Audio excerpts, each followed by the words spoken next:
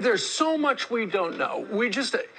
But just think about it this way, because Merrick Garland and the top people at the DOJ have staked their entire reputation, because this is an extraordinary act, for them to have conducted the execution of this search warrant a week ago right now. For them to order the search warrant to be executed is such a gigantic step. We've heard drips and drabs about, well, it could be nuclear stuff, it could be this, it could be that. Whatever it was, it must be big. And I bet we have no idea at this point. Those details have not been leaked out. And, the Department of Justice was really good at not leaking this stuff out, because we didn't even know about the raid. We didn't even know about the raid until it was over. And Donald Trump put it out on Truth Social. So it must be really big, which would suggest there could be a heavy legal consequence. Or a fishing expedition, because if you knew what you were getting, why would you need 9 hours to get it?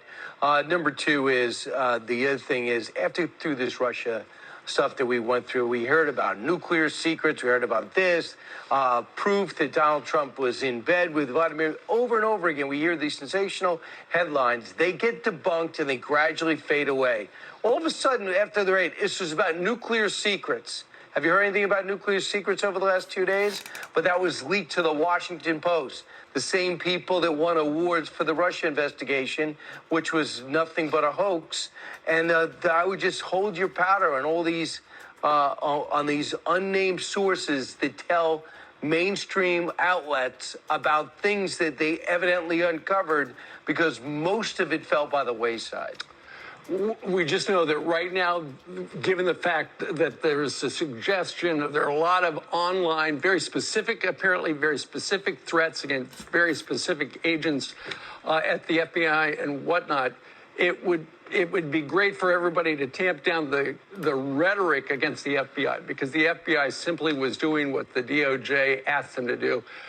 The Attorney General is the boss of the guy at the FBI, of all the people at the FBI. So, with all of these threats going around, it would ultimately be great if the former president, who has always been a great supporter of law enforcement, has posed with 1,000 police departments coast to coast. It would be great if he called for an end to the violent rhetoric against federal law enforcement, and in particular, the FBI that was just doing their job.